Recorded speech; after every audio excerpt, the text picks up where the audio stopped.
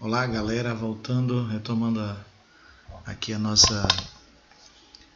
nossas videoaulas. Para finalizar esse último vídeo, nós vamos falar de outras formas, né, de intertextualidade. Nós já falamos da paródia na aula anterior e da paráfrase. Vamos retomar agora falando da citação. O que é uma citação? A citação é outro recurso intertextual. A citação nada mais é do que você trazer para seu texto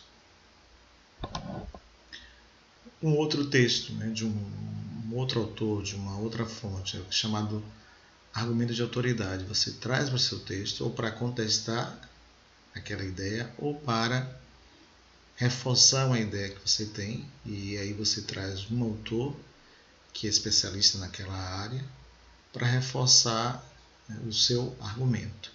A citação ela pode ser direta, quando nós transcrevemos literalmente aquilo que o autor falou, palavra por palavra, ou a citação indireta, quando nós reescrevemos a ideia do autor sem desviar do sentido, né, do sentido fonte.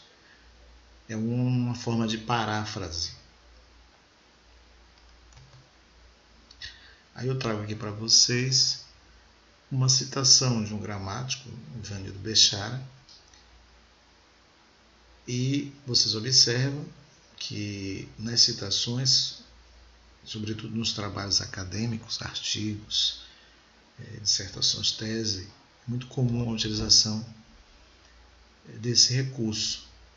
E observem que vocês têm aí o ano 2015, que é o ano em que o livro, né, foi publicado, o artigo, e a página em que a citação está presente. Então, o autor aqui transcreve, né, por exemplo, posso pegar esse texto do Bechara, e aí eu acho interessante para o meu trabalho, e eu trago então esse autor como um argumento de autoridade. É claro que é preciso pensar que muitas vezes a ideia que você traz a partir daquele, porque você adere àquela ideia, você concorda com aquela ideia, ou então você discorda, né? Você traz um autor para questioná-lo. Aí você tem então essa definição: o verbo se diz pronominal quando o pronome oblíquo se refere ao pronome reto. Então você tem uma definição, né, de acordo com o gramático Ivanildo Bechara. Aí trata-se de uma citação direta.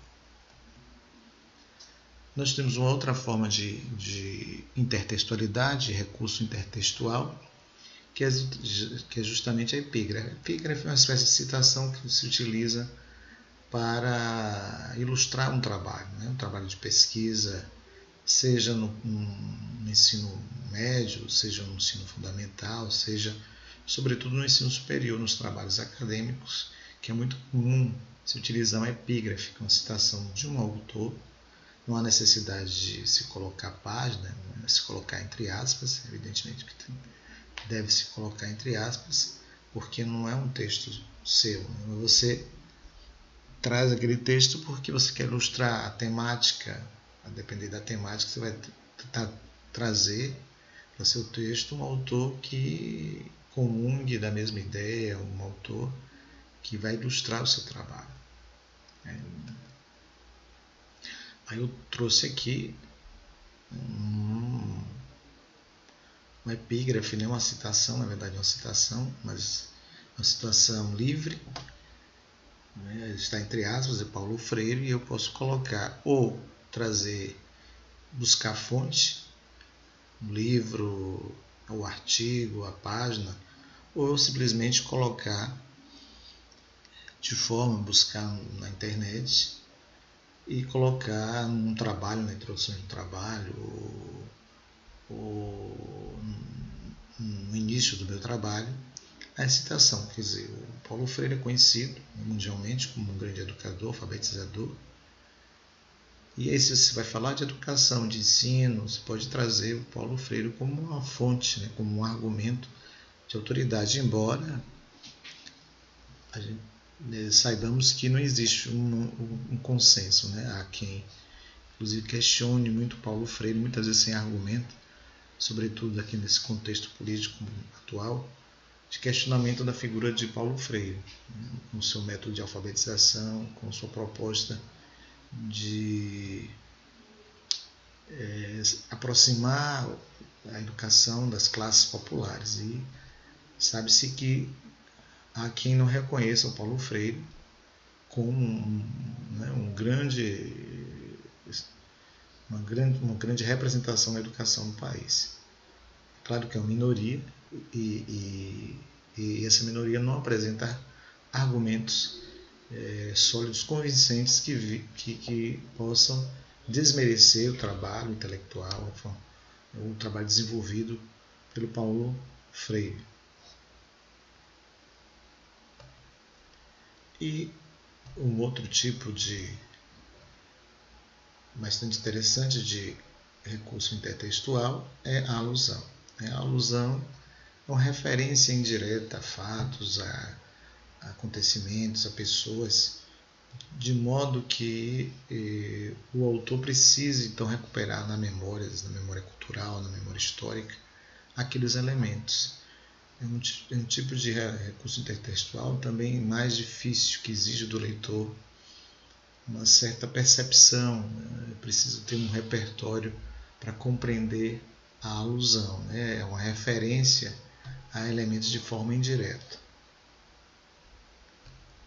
Eu trago para você aqui uma propaganda, é uma propaganda de motel, o Le Mon.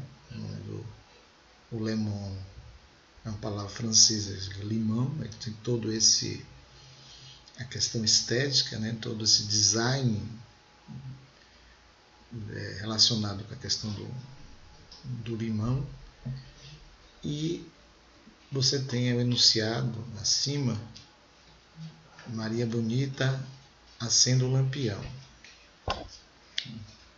Aqui um trabalho interessante da propaganda, porque faz uma alusão, né, ao contexto, ao cenário de Lampião, né, e Maria Bonita, né, a mulher do grande cangaceiro, né.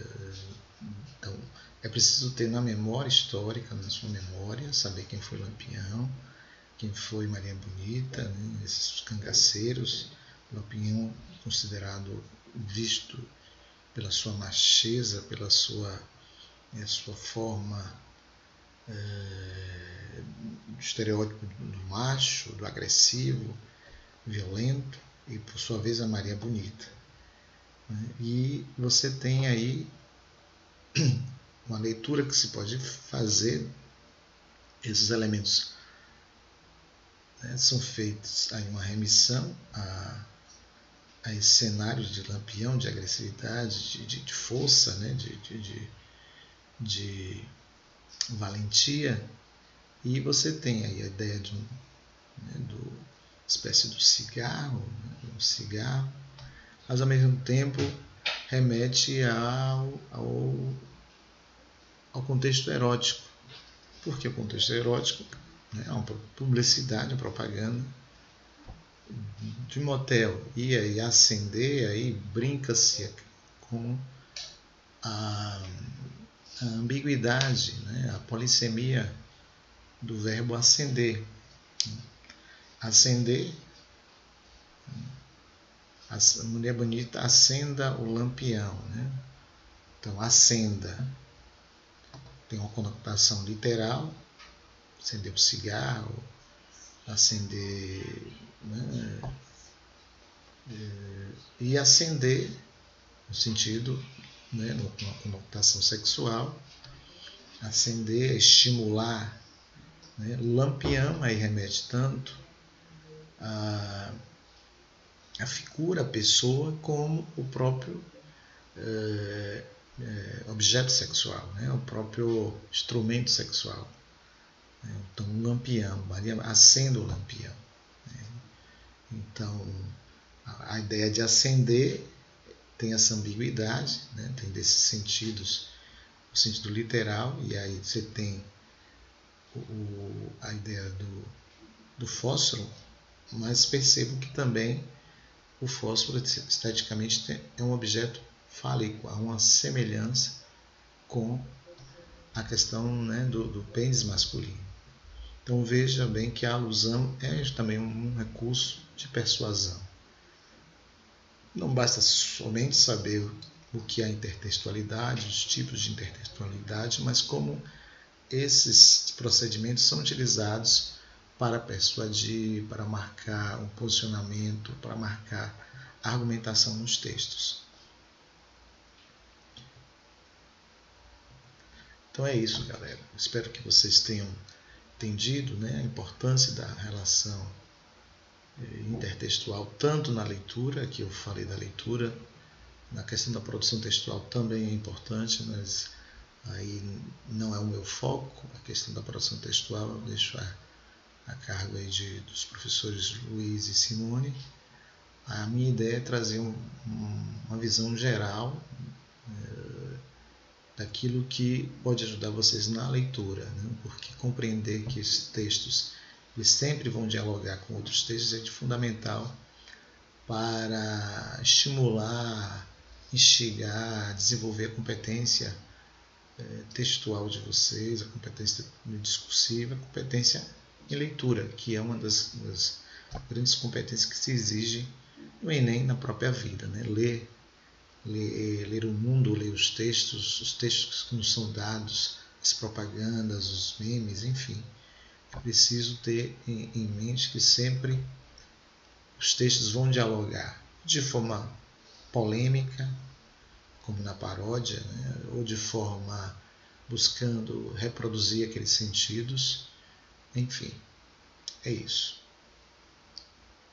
Espero que tenham gostado e alguma questão, alguma dúvida, vocês podem comentar lá no Classroom e depois dessa síntese eu vou enviar uma atividade para que vocês possam, assim, de certa forma, eu vou verificar em que medida vocês retiveram os conceitos básicos aqui de intertextualidade e do tipo de intertextualidade.